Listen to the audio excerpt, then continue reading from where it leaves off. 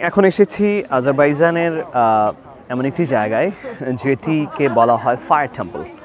Fire temple ধারণাটি কীভাবে আসলো সেটি নিয়ে একটু বলতে চাই। সেটি হচ্ছে ফায়ার টেম্পলটি মূলত একটি বিশেষ ধর্মের টেম্পল, যাদেরকে বলা হয় জরুথ্রিস্ট। জরুথ্রিস্ট কারা? জরুথ্রিস্ট হচ্ছে প্রাচীন যে পার্সিয়ান যারা রয়েছেন, যে পার্সিয়ান রিলিজিয়ান, সেই রিলিজিয়ানের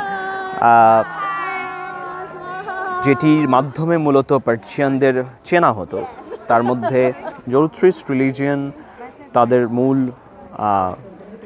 যে উপাসনার যে পদ্ধতি সেটি হচ্ছে অগ্নি উপাসনা, অর্থাৎ তারা অগ্নি উপাসক।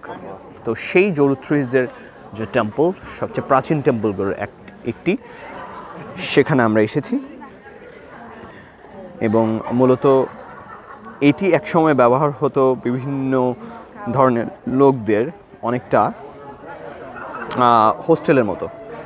এখানে অসংখ্য রুম রয়েছে, যেখানে এই যে কক্ষগুলোতে অনেক প্রাচীনকাল থেকে তারা এখানে থাকতো, এবং পাশাপাশি যারা এই ধর্মের উপাসক তারাও এখানে অবস্থান নিত।